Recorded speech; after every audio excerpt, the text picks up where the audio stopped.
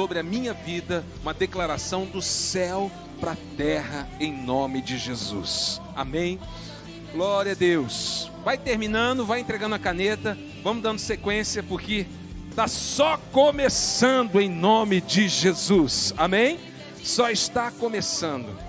Glória a Deus. Obrigado, gente, pela música.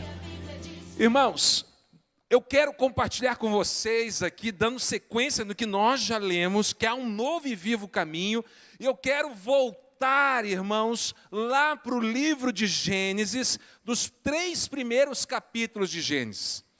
A igreja precisa dedicar mais tempo, dedicar uma atenção maior para esses 3 primeiros capítulos, porque os primeiros 3 capítulos da Bíblia, os 3 primeiros capítulos de Gênesis, Deus revela o seu propósito, o propósito original da sua criação. Deus revela por que nós fomos criados. Está tudo aí nesses 3 primeiros capítulos. O restante da Bíblia, ele vai ou estar confirmando isso que é revelado nos 3, ou vai estar mostrando a consequência da queda, ou a restauração, a obra de Jesus. Mas o propósito original está nesses primeiros 3 capítulos. Eu não vou ter tempo de ler com os irmãos, mas eu quero te encorajar a esta semana ler esses 3 primeiros capítulos, meditar nesses 3 capítulos. Escreva aí o que eu vou te passar, porque são coisas importantíssimas para a sua vida. Primeira coisa que nós precisamos entender, que Deus, Gênesis 1, nos fala sobre a criação. Deus criou todas as coisas em 6 dias, no 7º descansou. As plantas, capítulo 1, no verso 27, mostra isso. Foi criado no 3º dia.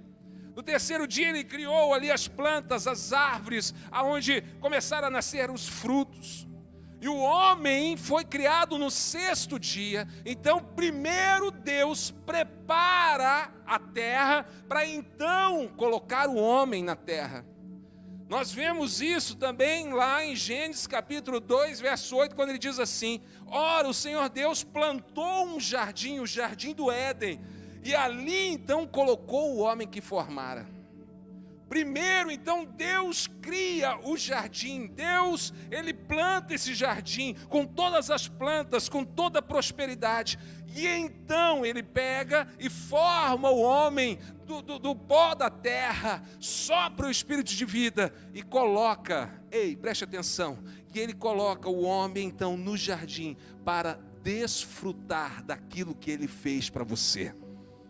Eis aqui uma chave, um princípio, pega esta palavra. Deus, ele tem prazer em prover tudo. Deus, ele não pega e fala: vem cá, homem, vamos plantar, vamos fazer esse jardim, você quer comer, então tem que plantar. Não, Deus prepara tudo e tem a alegria, tem o prazer de dizer: Adão, Eva, vocês agora vão habitar. Já está tudo pronto, o jardim já está pronto, as árvores frutíferas estão aí, desfrutem da minha provisão. Amém, igreja? Quem está entendendo, dá um glória a Deus. Deus tem este prazer. Claro que Deus, ele dá também um direcionamento para Adão, e ele fala então para Adão: olha, você vai cultivar esse jardim, você vai cuidar desse jardim. Adão, ele não planta, mas ele vai, aquele início, mas ele vai dar continuidade. Agora, esse trabalho que Adão tinha, era um trabalho, vamos dizer assim, tranquilo, abençoado. Por quê? Porque o próprio jardim proporcionava, contribuía para que as coisas acontecessem naturalmente. Entenda, irmãos, que o suor do trabalho veio depois do pecado, depois que ele saiu do jardim. No jardim, ele trabalhava, mas não era algo penoso. Depois do pecado, da saída do jardim, que se tornou algo com suor pesado. Então, irmãos, Entenda isso em nome de Jesus. O jardim era a fusão perfeita da comunhão e o trabalho. Vou repetir, o jardim do Éden, o propósito original de Deus, é a combinação perfeita, é o propósito de Deus para a minha vida e a sua vida, aonde você pode trabalhar, você pode desfrutar de tudo aquilo que Deus tem para você neste mundo, sem perder a tua comunhão com Deus. Adão tinha o privilégio de todos os dias, Deus descia no jardim e falava: Adão, bora lá, vamos passear um pouquinho, vem andar comigo. Todos os dias Deus andava no jardim e Adão andava com Deus. Porque em nenhum momento Adão chegou assim: ei Deus, espera aí, eu não vou poder ir hoje não, porque tá muito difícil o meu dia, peguei um trânsito pesado, não vai dar tempo de eu chegar aí no nosso encontro, Deus, fica para amanhã. Você não vê isso. Por quê? Porque o jardim era a combinação perfeita de você trabalhar, desfrutar de tudo que Deus fez e, em primeiro lugar, a sua intimidade com Deus. Hoje nós vemos muitas pessoas em que estão vivendo no cenário de fora do jardim, aonde eles dizem assim: pastor, a minha vida está uma correria, a minha vida está uma loucura, eu não tenho tempo para nada, pastor, a minha vida, olha, eu nem estou conseguindo ir mais na igreja, pastor, não estou conseguindo ler a Bíblia, não estou conseguindo orar, minha vida está uma loucura, é muito trabalho, a minha agenda está pesada. Deixa eu falar uma coisa, essa característica é de Adão depois que ele foi expulso do jardim. No jardim havia um fluir, havia um favor de Deus, havia uma graça, Deus fazia tudo e todas as coisas colaboravam para que ele pudesse tanto trabalhar, produzir, desfrutar de tudo, sem perder a comunhão com Deus. Então, irmãos, a primeira coisa que eu quero chamar a tua atenção é isso: nós precisamos sim trabalhar, desfrutar desta vida, mas sem perder a comunhão com o Senhor. Irmãos, o jardim cooperava. O jardim cooperava. A Bíblia diz, eu não tenho como agora ler, você vai ler em casa depois, que depois da queda de Adão, que ele foi expulso do jardim, a terra começou a produzir espinhos. Aí que veio o problema, aí que veio a dificuldade. Foi consequência do pecado, porque agora do suor do teu rosto comerás, diz a palavra. Então, irmãos, é diferente quando você trabalha debaixo do favor de Deus no jardim do Éden, e quando você trabalha, sabe, aquele trabalho penoso no suor do teu rosto, fora da comunhão com Deus. E nós precisamos ver aonde que nós estamos. Porque, irmãos, como eu disse, o jardim, ele proporcionava, não havia espinhos, não havia uma terra endurecida, não precisava arar, era lançar semente, ela já brotava, proporcionava, porque ali tinha o favor de Deus. Mas quando ele saiu, se tornou algo pesado. Talvez você pergunte assim para mim: pastor, um ímpio, uma pessoa que não está no jardim do Éden, uma pessoa que não tem essa comunhão com Deus, ela pode prosperar? Claro que pode. É o que nós mais vemos aí, são pessoas, né, ricas, famosas, bem-sucedidas financeiramente, só que se não tem a comunhão com Deus, toda essa riqueza que foi adquirida, é adquirida com suor e com dores.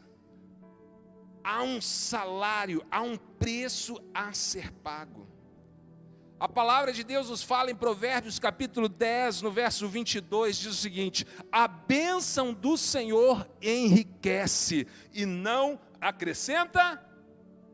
A bênção do Senhor é assim, ela enriquece. Quando você está no jardim do Éden, você está debaixo do favor de Deus, a bênção de Deus, você vai ter todas as coisas cooperando, não haverá o suor, não haverá aquela questão pesada do trabalho. Por quê? Porque ali você vai estar debaixo de uma unção, de uma graça, onde as coisas vão cooperar para que você prospere. Mas aquele que está de fora disso, há um preço alto a ser pago. Diz que quem tem a bênção de Deus enriquece e não vem esse peso, essas dores, não acrescenta dores, porque quem está fora da bênção, o preço são as dores. A pessoa às vezes até ela é bem sucedida, ela se torna uma pessoa rica, ela se torna um empresário de sucesso, mas você vai ver o preço que ela pagou para isso. Alguns ficam doentes, olham para trás e falam assim: se eu pudesse, eu pegaria toda a minha fortuna e pegaria minha saúde de volta, compraria minha saúde de volta, porque eu perdi a minha saúde, estou morrendo. Se eu pudesse voltar atrás, eu faria diferente, porque eu perdi a minha família, perdi o meu casamento, perdi os meus filhos. Se eu pudesse voltar atrás, eu faria diferente, porque eu agora estou morando nessa casa luxuosa, essa casa onde tem carros importados, mas eu não tenho alegria nenhuma de ficar nela. Minha vontade é de tirar a minha própria vida, tomado de depressão. Ficou rico, prosperou, mas com suor, e há um preço. Mas nós que temos a comunhão com Deus, a palavra de Deus fala que a bênção do Senhor enriquece e não acrescenta essas dores. A bênção do Senhor nos traz esse sucesso e não traz dor alguma. Sabe por quê? Porque Jesus já pagou o preço na cruz do Calvário. Eis aqui, irmãos, a questão: Jesus pagou o preço. Porque, irmãos, no momento que o homem pecou e saiu do jardim do Éden, perdeu a comunhão com Deus, a terra começou a produzir espinhos. E os espinhos nos fala da maldição. Os espinhos da parábola do semeador fala que sufoca para que você não veja os frutos.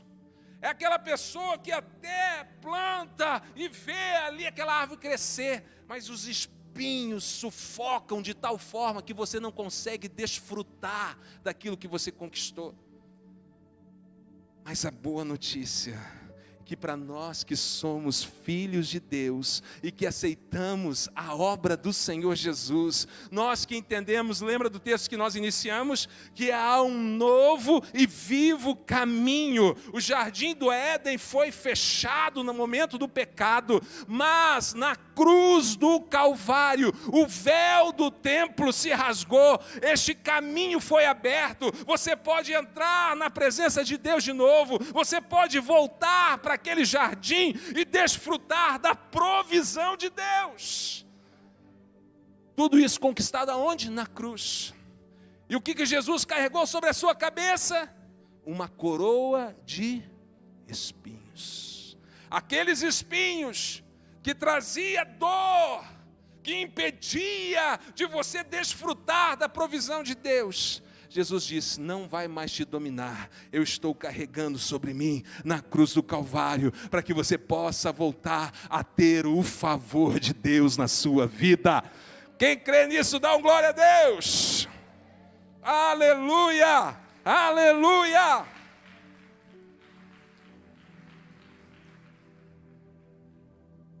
Sabe, irmãos, nós precisamos voltar para essa intimidade com Deus. Parar de querer viver nesse trabalho pesado, com suor, com peso, e entender que Deus tem prazer em ser o teu provedor. Ele plantou todo o jardim porque Ele era o provedor. Quando você o recebe como Senhor da sua vida, você também o recebe como provedor. No momento que Adão, ele disse assim: eu não quero mais que o Senhor fale o que é certo e errado, eu quero tomar as minhas decisões, eu que vou agora cuidar da minha vida, o Senhor não vai mais se meter na minha vida. Foi isso que ele fez quando ele comeu aquele fruto. Não queria mais a opinião de Deus. Ele disse: eu não quero mais o Senhor, ou não quero mais Deus como meu Senhor, eu agora vou cuidar da minha vida. No momento que você deixa de ter Deus como Senhor, você deixa de ter Deus como provedor. É aquela velha frase que os pais dizem assim: filho, enquanto que você está nessa casa, eu sou o teu provedor, eu estou pagando as contas, aqui dentro são as minhas regras. Se você quer fazer do teu jeito, quer fazer me desobedecendo as tuas regras, sair daquilo que eu coloquei, vai pagar tuas contas, vai morar na sua casa. Mas enquanto que eu sou o Senhor nesta casa, eu também sou o provedor. Mas se você não quer mais as minhas direções, eu deixo de ser provedor. E foi exatamente o que aconteceu com Adão. Adão separou e saiu dessa intimidade com Deus, o senhorio de Deus, e ele veio com o preço de perder a provisão de Deus.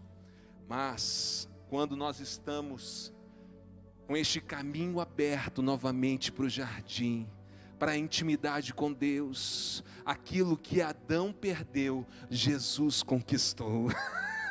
Aquilo que Adão perdeu, Jesus tomou de volta e fala: vocês podem receber de volta. Ah, irmãos, lá no jardim é menos suor e mais favor de Deus. É menos, sacrifício. E você vai ver as coisas fluindo naturalmente. O jardim contribuía para o crescimento. É menos pressa. Que correria. É menos pressa. E uma maior fluidez. É um maior, é Deus movendo. As coisas vão fluir naturalmente. As bênçãos de Deus irão te alcançar. É menos força e há mais precisão. Porque fora do jardim é dor, é suor, é pressa, é força que você tem que colocar. Mas dentro do jardim é o favor de Deus, é a fluidez, é precisão, é estar debaixo da graça do Senhor. Ah, irmãos, nós precisamos de escolher voltar a andar com Deus. Deus vinha, descia no jardim e dizia: Adão, vamos andar comigo. É interessante, irmãos, deixa eu passar aqui um outro detalhe que Deus falou comigo. Adão, quando pecou, ele se escondeu. E Deus desceu, sabia onde Adão estava. Mas Deus, ele não vai lá onde Adão estava. Adão, eu vim aqui porque eu quero andar contigo. Não, foi Deus que descia e era Adão que vinha andar com Deus. Não era Deus que vinha andar com Adão. Por isso que Deus desce e fala: Adão, aonde você está? Está na hora da nossa caminhada. E Adão estava lá escondido. Aqui está a falha de muitos cristãos. Por quê? Porque eles não querem andar com Deus. Eles querem que Deus ande com você. Deus, eu estou aqui na minha correria do meu dia. Deus, vem cá, me ajuda aqui, Deus. Ei, não é Deus que anda contigo. É você que precisa andar com Deus. Pastor, qual a diferença? A diferença é que se você anda e quer que Deus ande contigo, você que está ditando tanto o ritmo que está andando, a velocidade como a direção.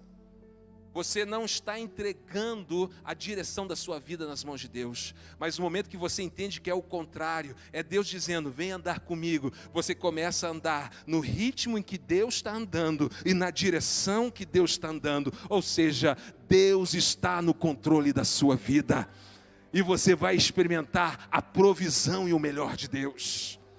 Irmãos, é andar com Deus. É o que nós estamos falando sobre profetizar do céu para a terra. É andar com Deus, é viver essa intimidade com Deus.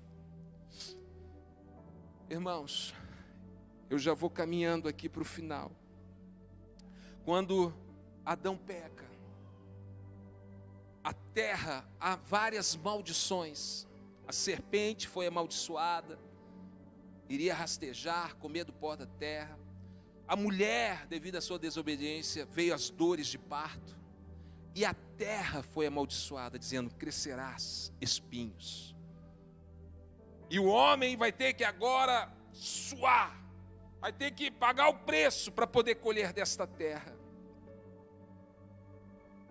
O espinho que estava sobre aquele jardim, ou sobre aquela terra, Jesus levou na cruz do Calvário sobre a sua cabeça.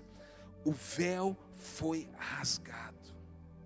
É um tempo de nós voltarmos para o jardim, aonde há o favor de Deus. E agora, irmãos, pega esta palavra e guarda no seu coração, anote ela. No jardim havia o favor de Deus, as coisas fluíam, é o que Deus quer, essa combinação perfeita de você desfrutar de tudo aquilo que Ele tem para a tua vida, sem perder a intimidade. O teu trabalho não pode ser desculpa para não servir a Deus, para não buscar a Deus, para não estar na casa de Deus, para não estar orando, para não estar na semana profética. Não pode ser desculpa, porque o teu lugar é no jardim do Éden, aonde havia o fluir do trabalho de desfrutar, mas a intimidade. Mas aquele favor de Deus, o favor, a graça de Deus, foi substituída por causa do pecado, pelo suor. Entenda, o favor de Deus, por consequência do pecado, foi substituído pelo suor. Mas lá no Getsemane, a obediência de Jesus pegou o suor e ele começou a suar o quê? Gotas de sangue. Se na desobediência de Adão, o favor de Deus foi transformado no suor, na obediência de Jesus, o nosso suor foi transformado no sangue precioso de Jesus. Oh, meu Deus do céu, porque Ele carregou na obediência, mas não terminou. E aqui, irmãos, você vai tomar posse disso. Agora, Jesus, na sua obediência até a cruz do Calvário, Ele transforma o suor em sangue. E agora, o sangue de Jesus, você leu comigo no início, é um novo e vivo caminho para você entrar de novo no jardim do Éden e desfrutar do favor de Deus na sua vida. O caminho foi aberto pelo sangue de Jesus. Na desobediência, o favor virou suor. Na obediência de Jesus, o suor virou sangue. E na vitória da cruz, o sangue virou novamente o favor de Deus para as nossas vidas. Oh, glória a Deus! E qual que é agora a nossa parte nisso tudo? É olhar para Ele e falar: Senhor, eu não quero fazer como Adão fez, que estragou tudo. Eu quero seguir o teu exemplo, e eu quero viver a minha vida na sua presença. Eu quero voltar para esse jardim. Vamos passar aquele vídeo?